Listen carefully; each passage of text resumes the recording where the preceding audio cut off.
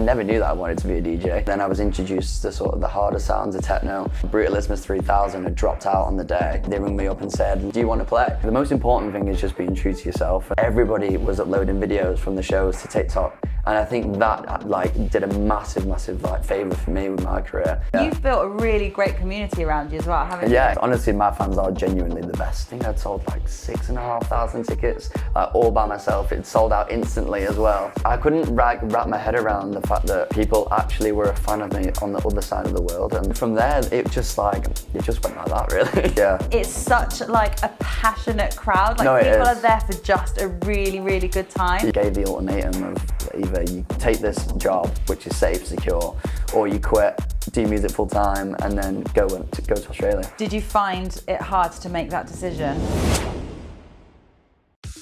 Hello everybody, welcome back to Can You Put Me on Guest List? I'm Katie Knight, and today we have AZYR with us. Now, just a few years ago, Ollie was training as an engineer at Rolls-Royce. Today, he's one of the fastest rising names in hard techno, with viral tracks, sold out shows, and a boiler room set that streamed to millions.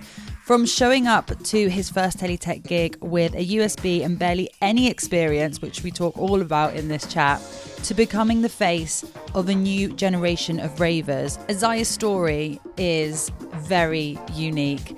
And in this episode, we talk all about the chaos and beauty of that rise, TikTok's influence on the underground, learning to stay grounded when everything explodes, and what the future of hard techno really sounds like.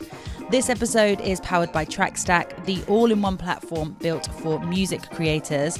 With TrackStack, artists can send and receive promos, get their unreleased tracks into DJs' hands, and even create social-ready promo videos through TrackStack Showcase. You can browse inboxes to see which labels and artists are open for submissions, and easily track what you've sent, when you sent it, and the status of each submission. So whether you're managing demos, sharing promos, or leveling up your productions, TrackStack helps you do it all very easily. And if you want to try it out yourself, you can use the code CUPMOG, that is the first letter of every word of Can You Put Me on Guest List, for 10% off for life. And this podcast is also powered by LabelWorx, the engine behind thousands of independent dance labels around the world. If you're an artist or label owner looking to push your sound further, you need a system that works as hard as you do. LabelWorx gives you everything: distribution, royalty management, promo tools, and industry insights, all in one powerful platform. And for more than 15 years, they've been a pillar of the electronic scene, helping underground imprints, rising artists, and global brands run smoother, smarter, and stronger, breaking through the crowded avenues of the music industry to reach a growing community of music lovers. And what makes LabelWorx different is that it's not just tech, it's built by people who live and breathe dance music.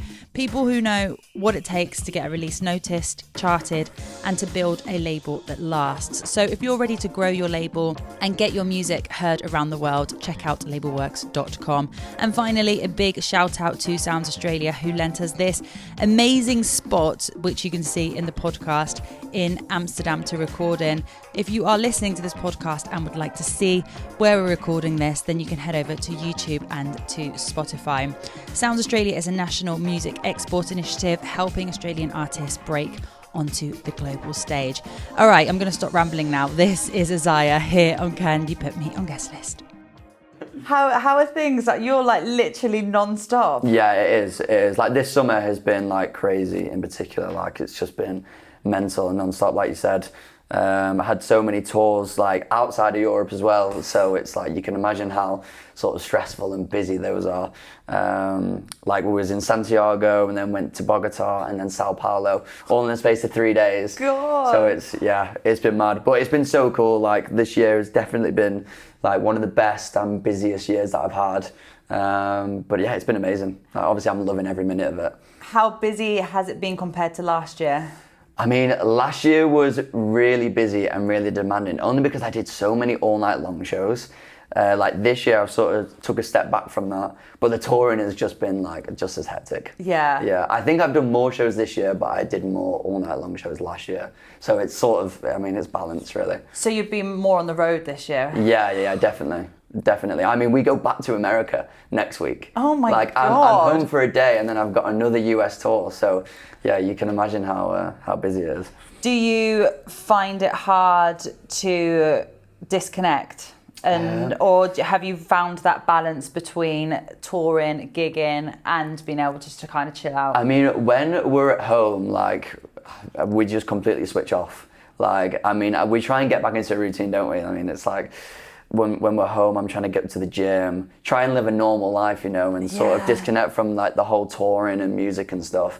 But I mean, it is hard. Like this year, especially in the summer, we'll spend maybe 1 or 2 days in Manchester at a time, and then we're back on the road again. So it's like, it's really difficult to get into a routine. But then when we are home, it's like, right, I'm sleeping for 10 hours a day, going to the gym, like I'm eating normally again. So like, just trying my best to go back to a normal life, you know. So you really make the most out of that time that you're at 100%, home. 100%. Yeah, you have to though. Like, you Yeah. have to, because it's so demanding when you're away, and when you are home, you just want to completely switch off from it all. When you are because you are on the road so much, do you kind of make sure that you know, follow a good eating habits? Or is it very much whatever you can get? I mean, we try, but I can't lie. It's a lot of takeaways. It's a lot of airport food. Yeah. And it's like, it's not the best. I can't lie. I can't lie. It's really not. But like, when you're traveling the whole time, it's so hard to like actually sit down and prepare or like plan to have proper meals. Yeah. You know, you might have like the odd artist dinner where you're getting a proper meal, but apart from that, it's literally just takeaways. It's takeaways. Yeah. Who did I meet? Who was I talking to yesterday? Oh, Danny Howard. Are you from the same place? We are, yeah. He's from Kirkham. And Okay. I was born in Blackpool, so it's like, like 10 minutes? Yeah, Okay. 10 minutes away from each other. Do you still live in Blackpool? No, we don't anymore. So we moved to Manchester nearly 2 years ago now. Okay. But yeah, I lived in a place called Fleetwood, which is about 20 minutes from Blackpool. Lived there up until I was 18, and then moved to Sheffield. Lived there for 4 years, and then then we moved to Manchester. My grandparents used to take me to Blackpool Pleasure Beach when I was a Nice. kid, and we used to go on donkey rides. Yeah, classic. It was classic. so good. I've never actually ridden a donkey in Blackpool. Have you I've been to not? the Pleasure Beach, obviously. Yeah. But yeah. Is that like still a big thing? I think so. Is it? I think so, yeah. Did they used to do like some lights or something as well at Christmas? Yeah, the illuminations. Yeah. That still happens every year, yeah. Oh, that were good times. Yeah. So you moved to Manchester a couple of years ago. I did, yeah. And from what I understand, was it during COVID time when you started DJing, getting into it? So yeah, like I said, I was working for Rolls-Royce. I did that for 4 years. And then when COVID hit, I was put on furlough for like 9 months because I worked in like the aeronautical space, and obviously there was no airplanes in the sky. Yeah. During that time, like there was no need for engines to be built. So I got put on furlough for like a really like extended period of time. And then in that time, I was still earning money. So like I was getting my full wage. So I used that to like start a new hobby, and that hobby was obviously DJing. But like prior to that, I had no musical background. Like I never knew that I wanted to be a DJ. Like I never saw myself doing it like ever in my life. But it was only because of COVID. That's the reason why I started it. And then I love that because most DJs that I interview, they'll always be like, oh yeah, you know, my dad used to play the piano for me and his vinyl collection from the age of 1. No, honestly, I did not know the first thing about music. I love to hear like people how you can like build something from scratch, like really build that skill and like have no knowledge about it and get to where you are now. Yeah, well, I had so much time, you know, like so everything was like self-taught. I just spent days on end like watching mixes or watching YouTube tutorials, and then eventually went on to produce music as well, and I just did the same thing again. Wow. I didn't have time to do anything else, so I just became obsessed with it and just like got really invested in it. And then when I was starting to learn, like I could already picture myself in clubs, you know. I was like watching other DJs, I was like, this is what I want to do. And then obviously ended up making a career out of it. So. Well, that's what they say, don't they? They're like, you've got to really picture yourself and imagine yourself doing something to reach. It's manifesting. No, honestly, like because I became like so attached to this whole thing, like I mean, it sounds silly, but like I would literally shut my eyes and picture myself in a club or like playing at like, you know, like the events that I go to, like try and picture myself like DJing. Yeah. So who were you listening to at that time when you were just learning, or even before that, prior to when COVID hit? Were you partying? Were you I was partying. So I mean, I started off like going to sort of like house events. Like I mean, I think my first event that I went to, I was 17, and it was Solado sessions at the old warehouse projects at Store Street. That was the first event that I went to. So I started off sort of house, went to Creamfields in 2018, and like saw the likes like Dennis Salter, Patrick Topping, Carl Cox, and so I was like in the electronic sort of music scene right from the beginning.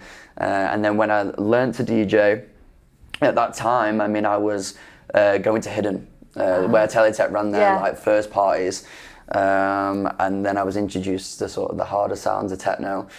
So when I was learning to DJ, like I was already introduced to it, and that's the music that I wanted to play right from the beginning, you know. So at the time, I was listening to like, I think the first like mixes that I listened to on SoundCloud were the Possession podcasts, and I was really, really like sort of obsessed with those. You know, like Shlomo, Parfait, Sarah King, you know, those like sort of artists. Those are the people that I like really sort of looked up to at the time, and the Hall mixes as well. So yeah, I mean, it was like hard techno right from the beginning. So you were just like watching these sets and just doing the same thing at home? Pretty much, yeah. Having a little rave up in the living room. Yeah, I was just watching people play, especially the hall mixes, because you can see them mixing, you know. And I was like really, really like looking at how they were doing it and trying to like replicate it and stuff. So yeah. Were you learning to produce at that time as well? Did you start DJing? I started producing about 6 months after I started to learn how to DJ. And it was same again, it was just all self-taught. Like I would watch like YouTube tutorials, watch other people, how they produce, and just went from there really. So you've never had a lesson? No, no, I've not had a singular lesson. I've not even like been in the studio with anybody else. Like this is what I want to do really next year. Like I want to get into the studio with other artists. But just because I've not had the time, you know, because it's been so busy. Who would you like to get into the studio with? That's a great question. So there's Alex Farrell and Sakotti, two other artists that are on my agency. They spend a lot of time with Sarah Landry. And I really want to go to a studio because it looks sick. I'd love to spend some time and just see her process and stuff. Yeah, because she lives in Amsterdam now, doesn't she? Yeah, she does, yeah. Yeah. Oh, she's amazing. I love her. Yeah, she's so cool. Yeah, watching her shows is just insane. Yeah. So what happened next? So you've learned by yourself, then things start to open up again. Am I right in saying that somebody had pulled out a Teletech show? Yeah. And then you just got a spot? So this is a pretty mad story. So I'd played 3 times like in my career, like when I started.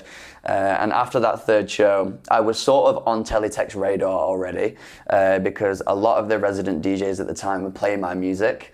And one of them, Kanda, he gave my name to Tom and Anton. And he was like, oh, you need to get on this kid, like he's making really cool music.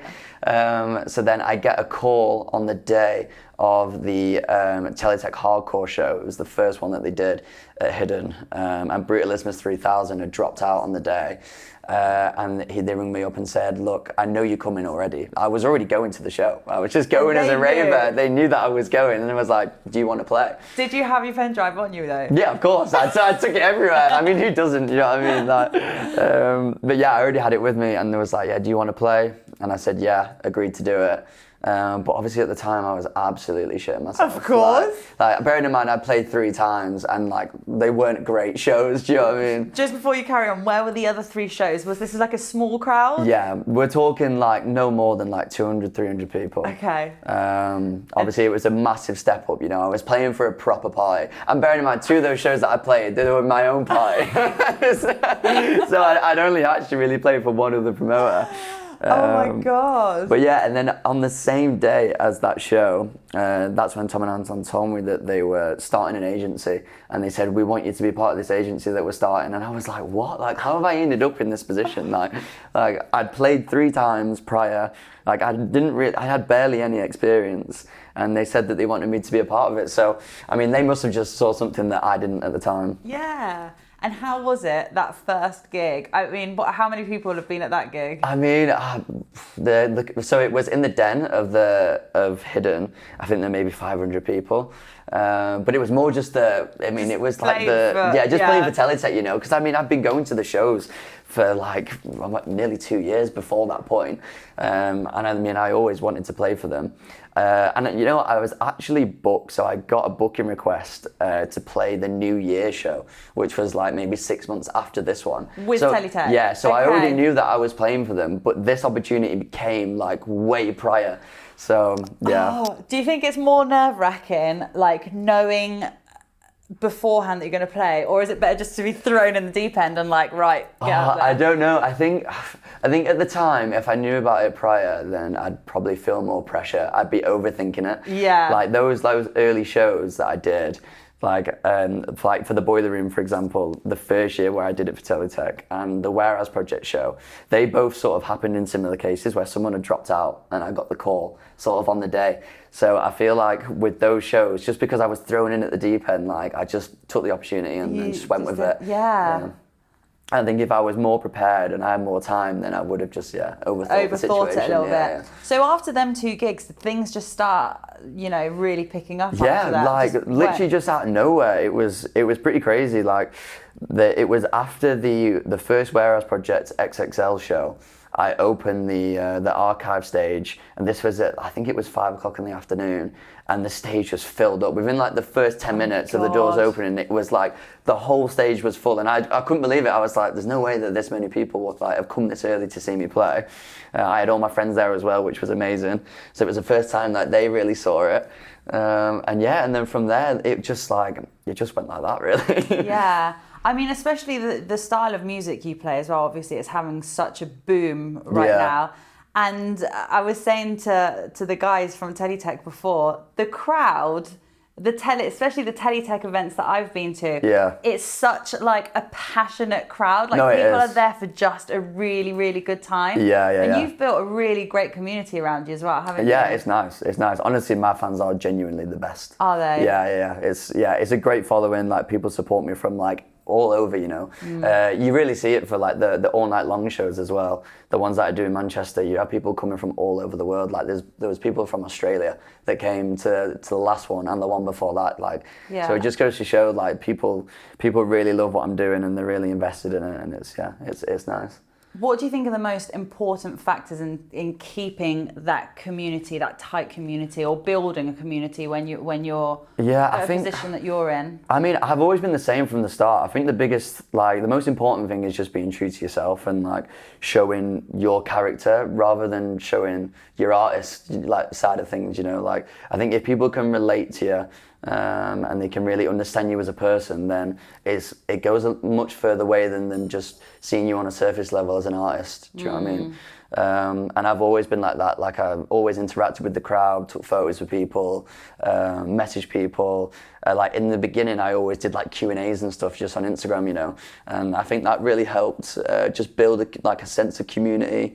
I mean, I've always been the same. If anything, like I've got more sort of involved with people as it's grown. That's nice. That's really nice. Do you feel like you've made friendships out of people that have come to see your show? Oh yeah, well? 100%. 100%. Like even just like the random people that you'll meet, like at just festivals that I go to, like people will come up to me and they'll ask for photos and stuff, but then they'll end up just dancing with us or chilling with us, and then it's like, you just make like a connection straight away. Yeah. I mean, like there's obviously so many similar people to me as well, or people that were in the same position as me like a few years ago, and it's like it's good to speak to those people because they can really relate to me, and like they can, like, because they saw what I've done in such a short space of time, like they believe that they can do it as well, so like they always ask for advice and stuff. And it's nice. Obviously I'm happy to give it. Yeah. What do you think it is that people connect with the most with your style of music? Do you think it's just like a kind of form of release for people? Yeah, definitely. Definitely. I mean, like when you go to these types of shows, like you just forget about everything else. Like even when I'm playing, like when I'm on stage, you forget any problems or worries that you've got. I think it's the same for people in the crowd. Like they go to these shows and like they're, like you said before, like they're in a community. You know, once they're in that crowd and they're listening to this music, they forget about everything else. Yeah. So in a way, yeah, it is a sense of sort of release. And that's what it's all about, isn't it? Really? Yeah, of course. Like that's what it's for. You know, there's all this, you know, talk now around, you know, having your phones out and stuff. Yeah. When you go into an event and you actually see just everyone stood there with their phones, it's Yeah. like, come on, guys. But the events that I've been to that aren't like that, it's just such a better experience. It's the atmosphere, you know. Yeah. It makes a massive difference. Like there's a lot more no phone policy shows now. And they are the best because everyone is just all eyes on the DJ. Everyone is just lost within the music, within the crowd. Totally. And the atmosphere is great. Like you hear everyone screaming and shouting and stuff. Yeah. And no one has the time to pull out the phone and get a video. Like they have no choice but to listen to the music. Do you know what I mean? Yeah. Although it's strange because like hard techno, for example, is really big on TikTok, isn't it? Yeah, it is. So there's obviously like people are obviously out and, you know, getting their content and stuff. Yeah. Do you think that TikTok has really helped your career as well? Yeah, I think so. I mean, it's a weird one for me because a lot of people do have the impression that TikTok was one of the reasons why I sort of got so big, which in a sense it was. But not really from my side of things. It was more from like the crowd because I honestly I don't really use TikTok. Like I use it every now and then, but it's like probably my least amount of sort of time and effort goes into TikTok because it's such an easy platform. Yeah. Like I'll have like maybe a 10-15 second reel from a show. I'll upload it. I don't have to think about a caption or anything like that, or I'll just upload it and it either does really well, like it can go instantly viral, or it can just do sort of all right. Yeah. You know, like there's no real algorithm to TikTok, so yeah, I don't really spend much time in sort of using it. But from a crowd perspective, obviously, in that time around 2023, 2024, everybody was uploading videos from the shows to TikTok, and I think that like did a massive like favor for me with my career because everyone was sharing these videos from these crazy shows. Totally. And then obviously you become more popular. Everyone wants to go and see it for themselves, you know. Yeah, it's just when things go viral, isn't it? Yeah,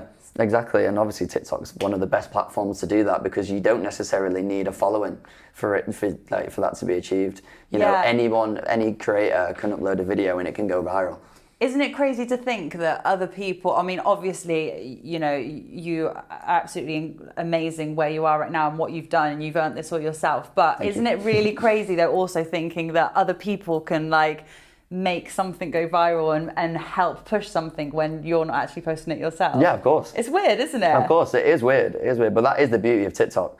I mean, when you see all these videos after the shows, it's like it's good to see, you know, like when you get tagged in things and then you're like, wow, like this video's gone viral. Like I've taken a video from someone that was taken at a show because it did really, really well on TikTok, and I was like, please can you send me this video? I uploaded it the next day on Instagram as a reel, and it blew up. It like, oh really? Yeah, it got like over 1 million views. Wow. Yeah, and that was just someone else's video in the crowd, you know. And because it did well on TikTok, I was like, oh, maybe I can upload this myself. Do you normally have somebody that's like creating content with you when you're on the road? Or? Yeah. So shout out Kodak Dan. That's my videographer. Kodak Dan. Kodak Dan. Yeah, he's the boy. He's been with me for quite a while now. He's not Scottish, is he? He's Irish. Oh, okay. It's not who I was thinking of. No. But yeah, he records everything from the shows and stuff. He has like this great like multicam setup, and we do like vlogs occasionally. I'm trying to do that a little bit more now, actually. Yeah. Because I think doing vlogs as well, that is another really great way of connecting with your audience. People love that shit. They actually do. Oh, it's so funny. Jazz is laughing in the corner. So we actually started vlogging at the start of the year. Yeah. And we did 2 like really, really good vlogs in Australia, one from Melbourne and Sydney, and I uploaded those on YouTube. And people, like, honestly, they go crazy for him. Like, they love it. Like, honestly, it is mad. But then we went to São Paulo. We filmed another amazing vlog from Time Warp. It's my first time playing there. And we left the camera in the hotel. And they couldn't send it back to us because of the battery. So yeah, for like 6 months we went without the camera. We got the SIM card, like the SD card back, but then we sort of like, because we had so much footage, like we sort of just like gave up on it. Like I know it's so sad, but people still to this day are asking for the vlogs. But it's funny you say it because I brought the camera out today and I was like, the vlogs are back. Like nice. Yeah, today it's start of the vlog. Exactly. Like why? Like there's no better like way to start it really than the first day of ADE, especially when we've got like all this stuff going on. Yeah, so. exactly. And also it's just such a nice way to document your journey. Like yeah, look at everything that you're doing and everything you've achieved. Yeah. Like, even though obviously you could see everything on social media, it's nice for you to have that and like, yeah, well, look back and see how far you've gone. Yeah, no, definitely. I mean, that's why we did it at the start. Like we started doing it on TikTok, like just the vlogs, but it wasn't us speaking. It was just sort of like a montage of like where we go, sort of the travel, the hotel, and then into the club, and just little bits like that. But like we wasn't talking on it, and I was like, we could actually do it properly and like do like speaking vlogs on YouTube and stuff. Because I'd seen like a load of house DJs, they do it. I think it's more common on that side, and I was like, why not start it? You know? Yeah, definitely. And then a lot more people have sort of caught on and they're doing it now, and it's so annoying because I was like, oh, I wish we could have carried on, but yeah. I know that's so annoying when you have an idea and then you don't do it, or you start. I know, and then I see so many other people doing it. I'm like, oh fuck. No. Yeah. No, but everyone's story and everyone's vlog would be different. Yeah, no, so of course. You can you'll have to have some like mad idea that you're doing it. Or I know. Yeah, no, definitely. Do you find that you have time to like sit back and think about everything that's happened, or do you feel like this ride has just been an ongoing thing that hasn't really stopped? Yeah, honestly, I get asked this question a lot, and the answer's the same every time. Like it's so difficult to sit back and sort of process it all because, like you said, you are on the road all the time. Yeah. Like it's non-stop, and you're always just thinking about the next show. You know. Like once one show is done, I mean, if it's like an amazing show, you can sit back for a second and be like, wow, that was amazing. But then once you go back to the hotel, that's it, it's done then. Like you're thinking about the next one. So yeah, I mean, I do wish I could sort of spend more time and sort of process things. But I mean, I think it's also good in a sense that you're just like level-headed and always thinking about like your next target, your next goal, or your next show. Yeah. Do you get nervous still before you play? For a few shows, yeah. You know what? The ones that I most get nervous for are the ones in Manchester, at home. Interesting. Yeah. Because it's home turf. It's a home crowd. I usually have like all my friends there, my family there, so it's like there's more people to impress. Like the most important people in your life are there, you know. So yeah, it's definitely the home crowd. Everywhere else, I'm usually okay. Like to be honest with you, the nerves now are very, very sort of minimum. Yeah, it's like just the big shows. Yeah, I think the last time I was nervous was, I mean, actually for Tomorrowland, which was only like last week. That was a massive show, and I was really nervous for that because when I played there back in May, like it was such an amazing show, probably one of the best sets that I've played.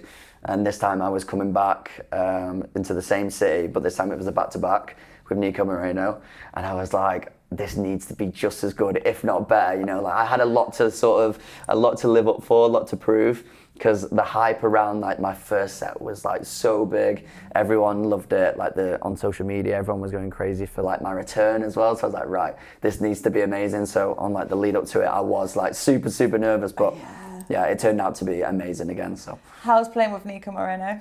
Oh, so good. Yeah. So good. Yeah. There's honestly not many back-to-back partners that I can have, but he's on another level. Like his mixing is insane. Like just watching him do what he does, like sometimes I just sit back and I'm like, wow, like how have you even done that, you know? Yeah. But like our energy is like matched completely. We're like, I don't know if you've seen some of the videos from last week, but we're like in sync with each other, and it's like it's not even planned. Like our dancing, just everything. It's like I love it. It just works so well, and obviously we play really similar music, so yeah, it's really easy to play with them. If you could go back to back with anyone else, who would it be? Oh, that's such a great question. Fuck. There's so many people. And you know what? It probably wouldn't be someone like in my scene. Okay, that's cool. Yeah. A bit of a crossover. Yeah. I'm gonna go. If I could play with anyone in the world, I think it'd have to be Carl Cox. Nice. I didn't expect you to say that, but I think it has to be. He's a legend. He's amazing, isn't he? I think that would be so cool. Do you go to a lot of parties? Like, I mean, I guess you don't because you're just always on the road. But do you ever get to like actually go out and party without? Yeah, you'd be surprised to be fair. Oh, okay. We've spent a lot of time in Ibiza this year. Have you? Yeah. Yeah, I mean, like obviously when we get the chance, we will do. But like I said, I mean, it is really, really busy. The only time that we can really sort of take a break is when we go to Ibiza because it's like I'm usually playing in the week. Yeah. So yeah, we've extended a lot of trips there. A lot of missed flights. No, you know what? I'm pretty good. I'm pretty punctual. You? Yeah, That's we don't really miss flights that often. That often. Which parties do you go to in Ibiza? Oh, my favourite party, I think that the best one that we did, there's two I reckon, or maybe three. The best one that we did was Solomon, back-to-back Jobsy. Nice. At Pasha. That was one of the best nights I've had.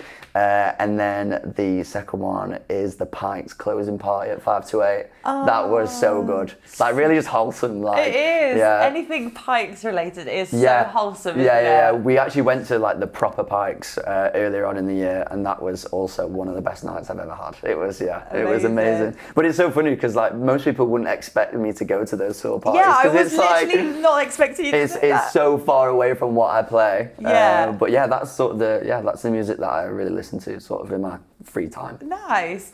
You mentioned before about your family going to watch you play at Manchester. How have they found this rise? And they think it's amazing. They? Honestly, they've been like my biggest supporters really right from the start. Like they were the ones that encouraged me to quit my job, like my full-time job. Like they were like the first people to say like, look, you can't manage these two lifestyles. Like you have to go for the music, full time and just go for it.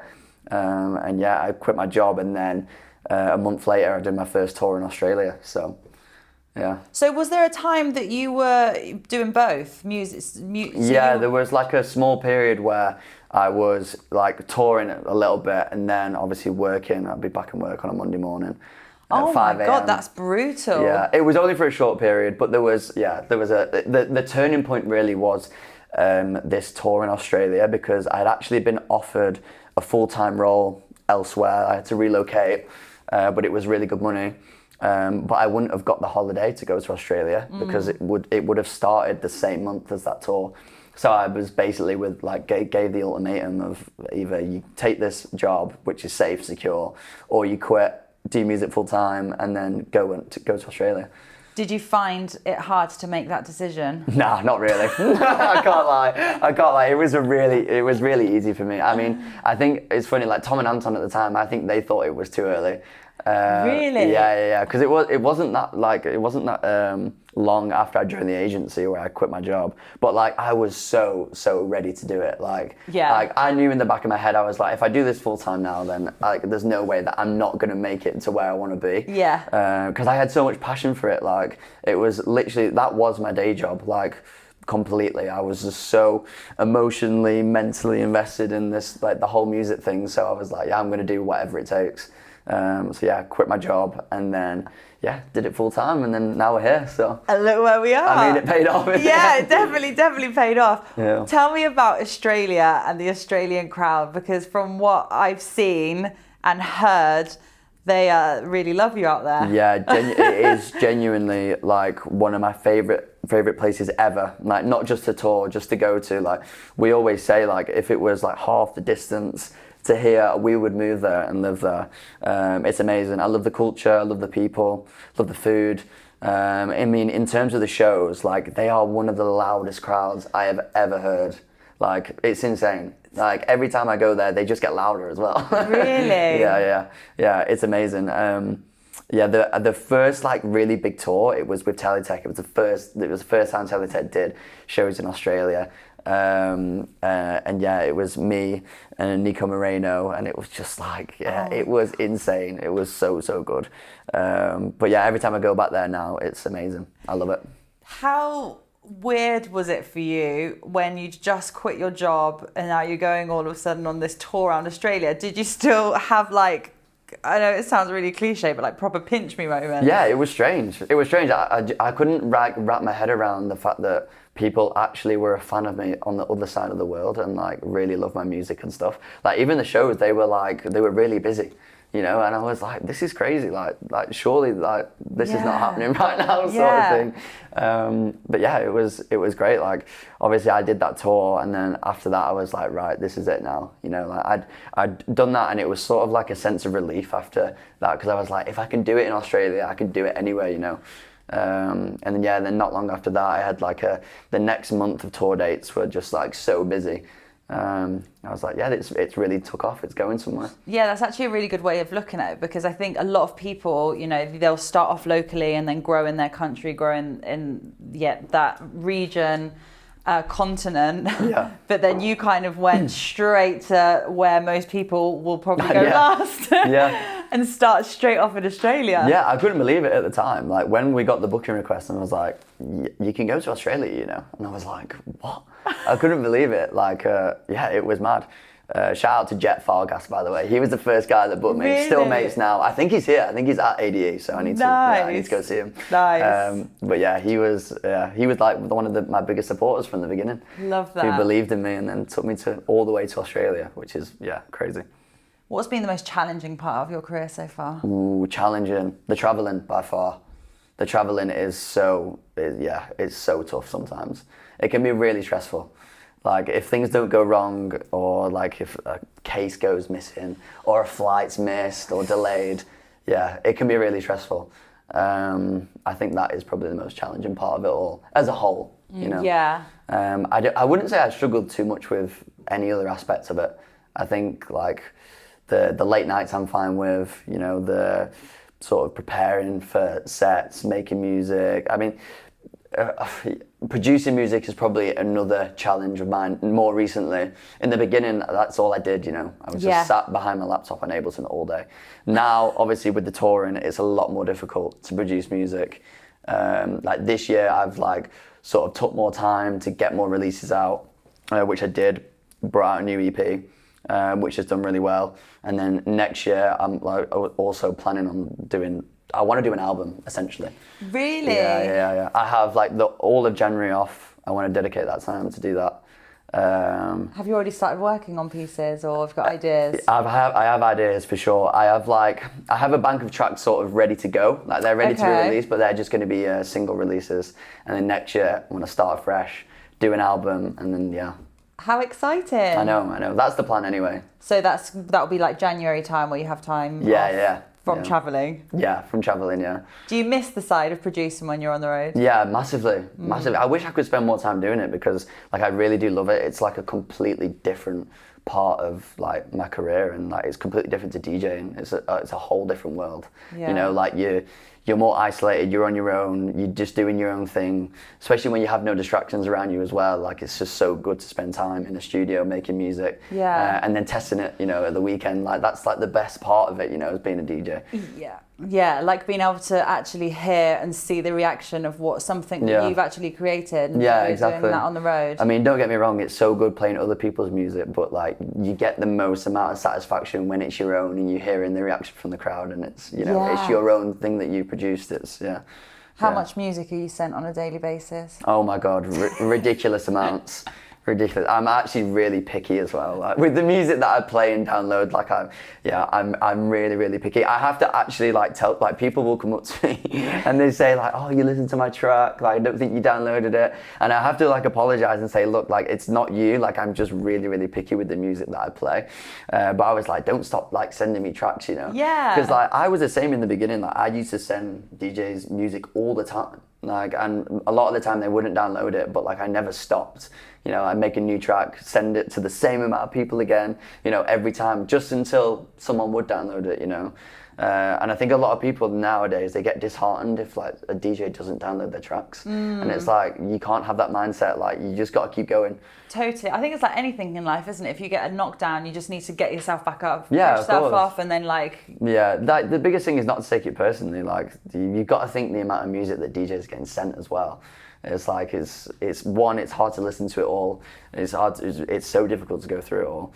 But yeah, I mean, once that your music stands out, it'll get downloaded straight away. So. Yeah, exactly. What do you think is the most proudest part of your career, or the part of your career that you're most proudest of so far? Oh, that's a great question. The proudest moment. There's been a few. Like there's been a lot of times where I felt really proud. I think the proudest moment for me was probably my first all night long show at BEC in Manchester, because that was sort of like the turning point where I'd sold out. I think I'd sold like 6,500 tickets, like all by myself. It sold out instantly as well. And I had all my family there. Obviously I had Yasmin there, I had all my friends there, and it was just like, wow, like I've like a proper like, you know, I've made it sort of moment. And yeah, I was just proud of what like we'd achieved in such a short space of time. So I think that was probably my proudest moment. Does it feel weird thinking that 6,500 people have bought tickets to come and watch you? Yeah, it's mad. It's mad. I couldn't believe it. I was like, I don't know. Yeah, I don't know why you've chosen me. Well, yeah, no, it's amazing. It's like something, because obviously it's not a normal thing that people live in their, you know, day to day. So I just find it really interesting to feel like what it must feel like just stood there in front of thousands of people. Yeah, I think another good moment as well was probably the Boiler Room.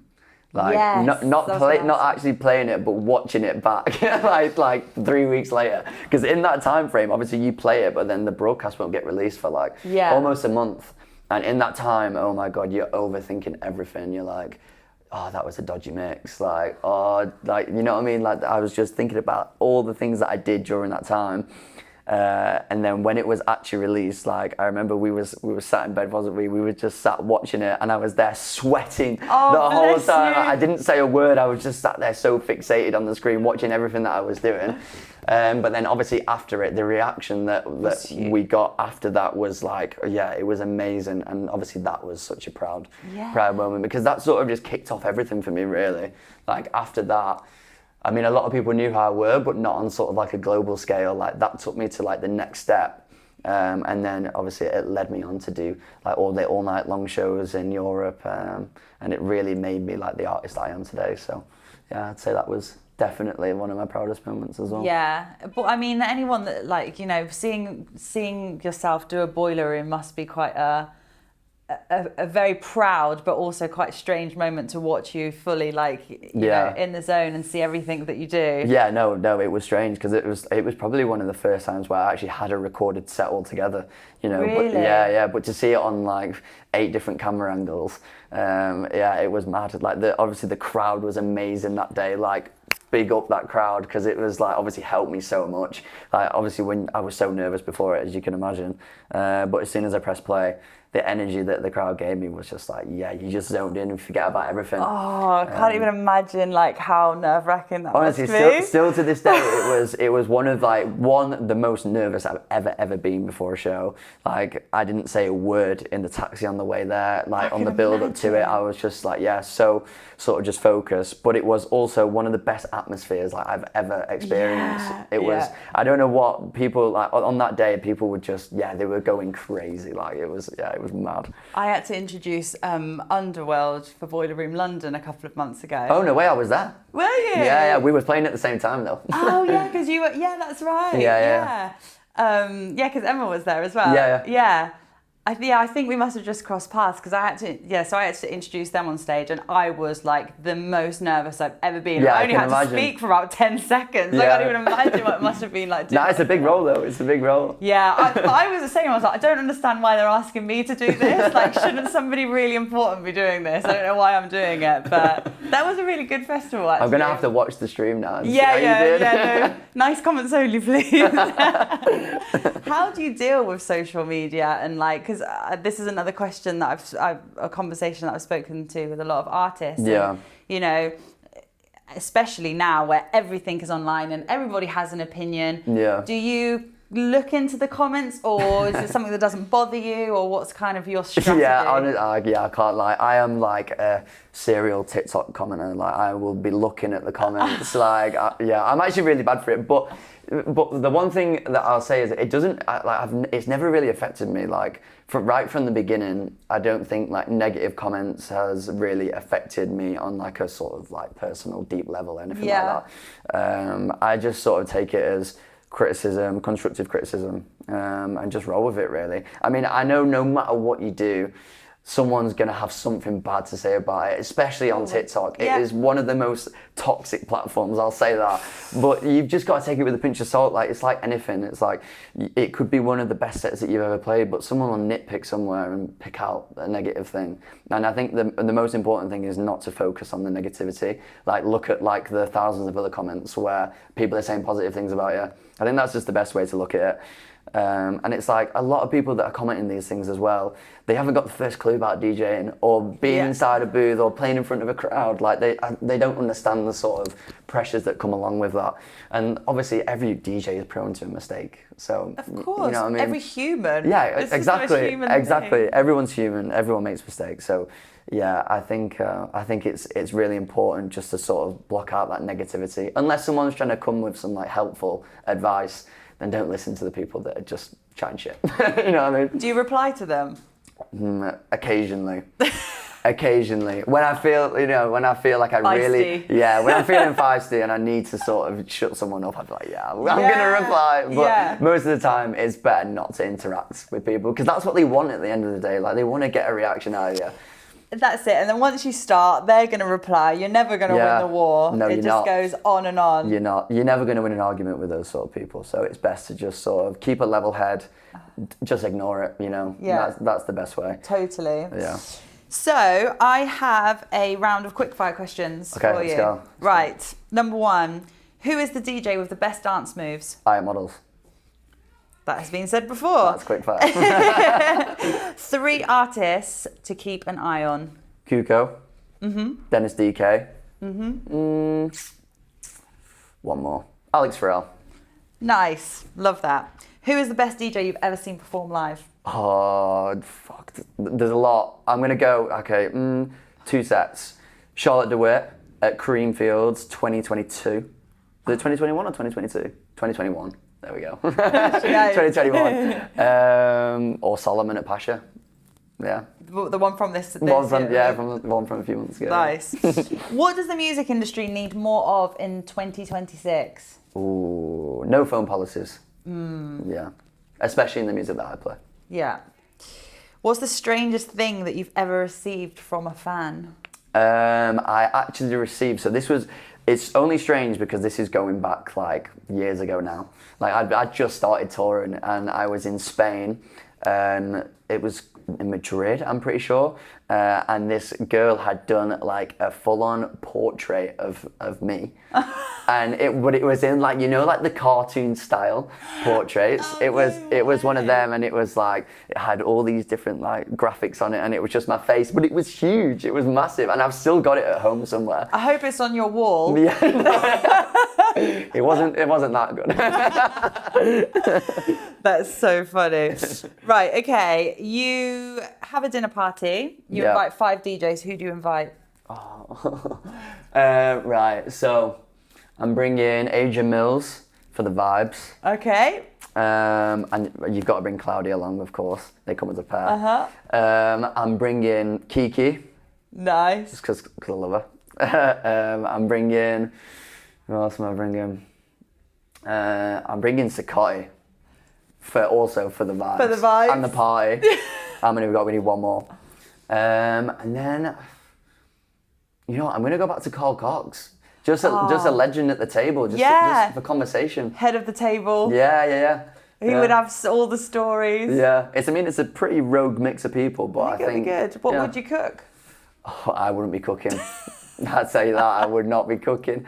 I'm not. Yasmin over here is the cook. Is that not your thing? It's not my forte. No, not your forte. Leave me to the DJing.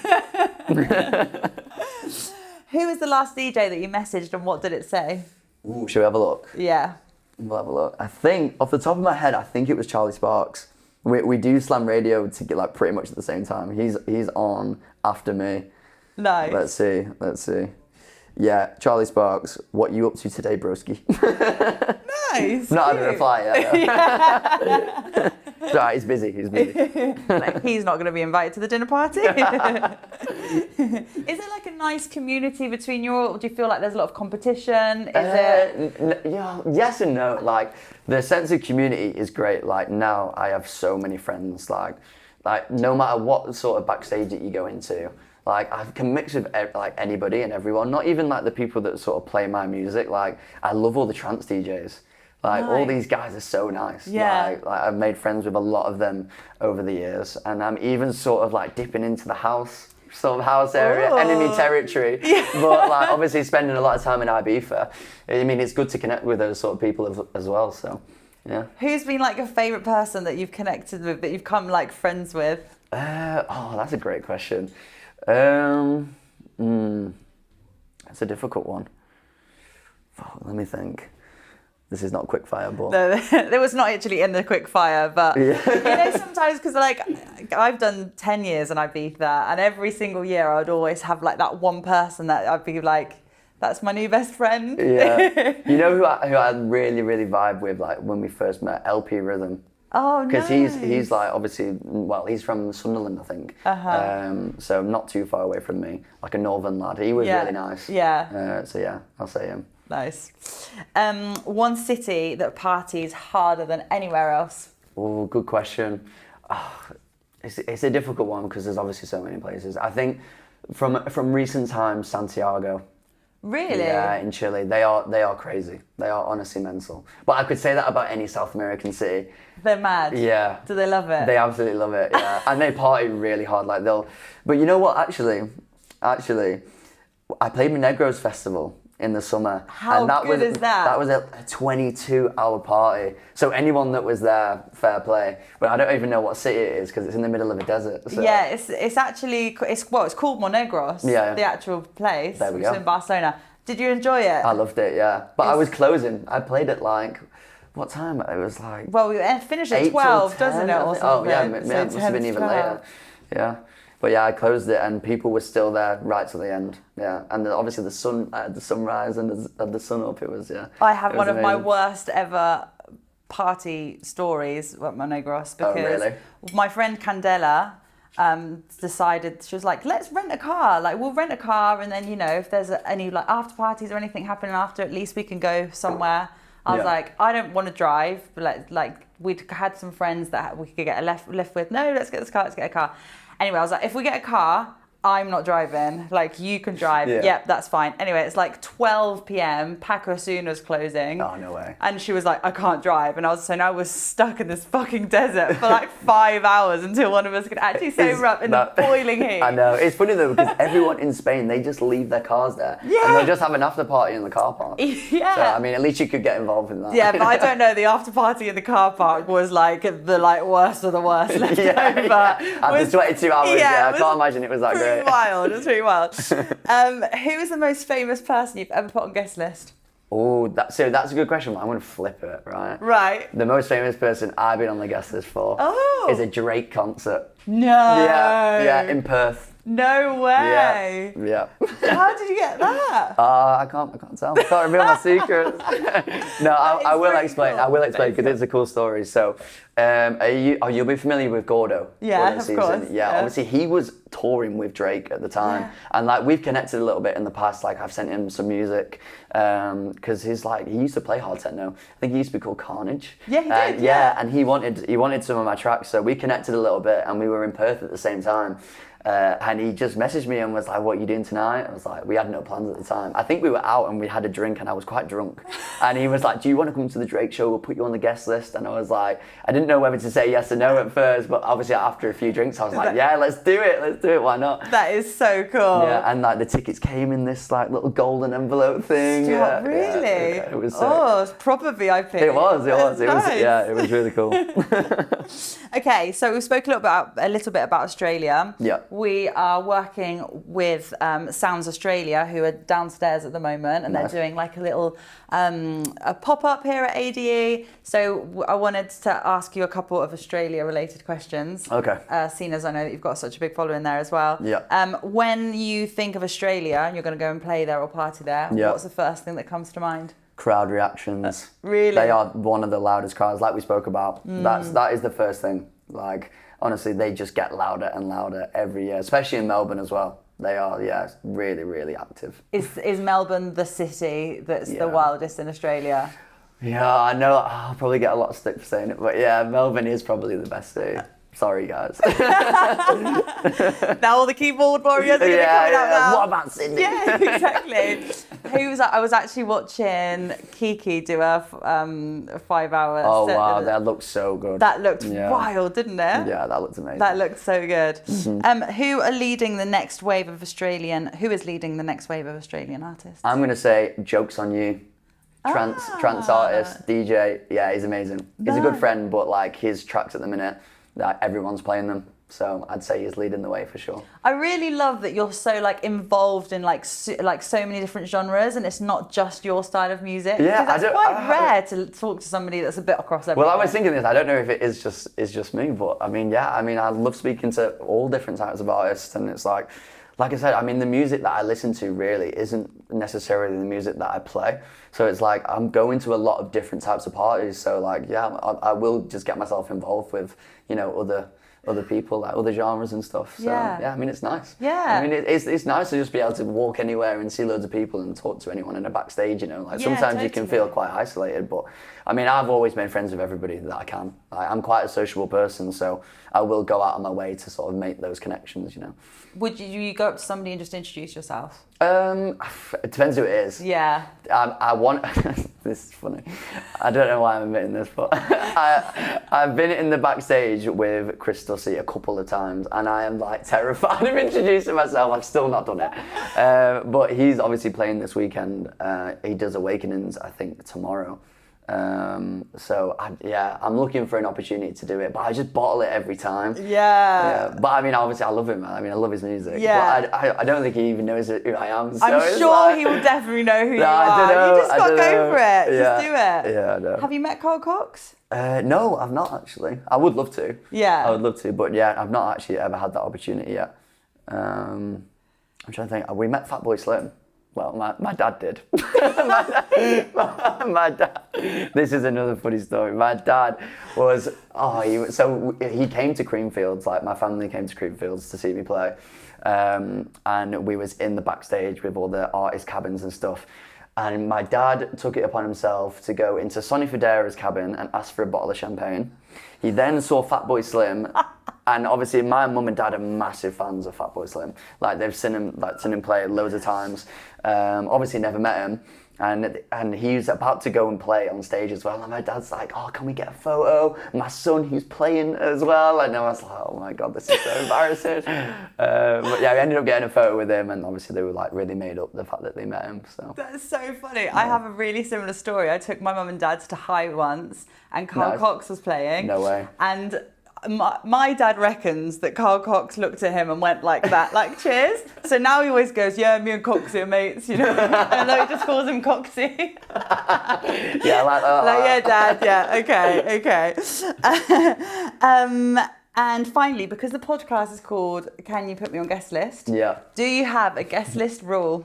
A guest list rule. Ooh.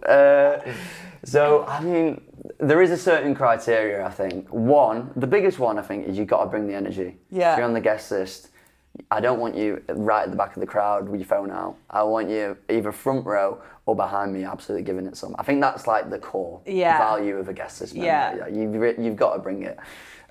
Second rule, I'd say, you know what, I get so many messages, and I'm sure every DJ has probably said this. I get so many messages from people that will ask me for guest lists. It'll be an AI generated message that's sent to everyone on the lineup, and they'll say, "I'm a massive fan," and they don't even follow you. That is the worst thing. So I think the bare minimum that you've got to do if you're asking for guest lists is you've got to follow. You know what I mean? Or you've got to be a supporter at least. Totally. Yeah. Totally, yeah. A lot of people have said that one actually. That they won't even follow you. Yeah, it's just like, what are you doing? Oh, the worst is when they send like this copied and pasted message, but it's got the different artist name in, and it's like, oh no, and they've forgotten to change it. Yeah, that's so cringe. The last person that I interviewed was Dish Dash, right? Who are a Saudi duo. Okay. And they wanted to know, when are you playing in Saudi? When am I playing in Saudi? I can't lie, I don't have any dates planned. So, unfortunately, I can't answer that one.